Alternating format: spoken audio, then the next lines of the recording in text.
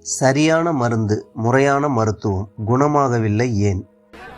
இவன் சரியா வர மாட்டான். சிலருக்கு விரைவில் நோய்கள் குணமாகின்றன, சிலருக்கு தாமதமாக குணமாவது ஏன்? நோய்கள் விரைவில் குணமடைய காரணம் உடலின் உறுதியா, மனதின் மாயாஜாலமா? நான் சொல்றது உங்களுக்கு புரியாது. தெரியாமல் நடப்பதால் தான் அது ரகசியமாக உள்ளது. தெரிந்து கொண்டால் உடலின் அற்புதத்தை உணர்வீர்கள். உனக்கு நல்லது, உன் ஹெல்த்துக்கு நல்லது. உடலில் நோய் வந்தவுடன் முழு பாதுகாப்பு சக்தியும் இயங்கத் துவங்கும். முதலில் மனம் சமநிலையில் உள்ளதா என்று பரிசோதனை செய்யும்.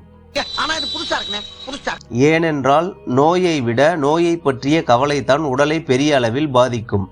மனதின் சமநிலை உறுதியான பின் பாதித்த இடத்திற்கு சென்று நோய்களை குணப்படுத்தும். மனம் கவலை மற்றும் பயத்தில் இருக்கும்போது சக்தி முழுவதையும் மனம் சமநிலைக்கு திரும்பும் வரை மனதிற்கே செலவழிக்கும். மனம் சமநிலைக்கு திரும்பும் போது நோயை குணப்படுத்தும் பணி துவங்கும். இதனால் தான் சிலருக்கு நோய்கள் குணமாக கால தாமதம் ஆகிறது. மனதில் சமநிலையை பொறுத்தே நோய்களின் குணமாவதற்கான கால அவகாசம் முடிவு செய்யப்படுகிறது. ஆரோக்கியத்தின் ரகசியமும் அதில்தான் அடங்கியுள்ளது.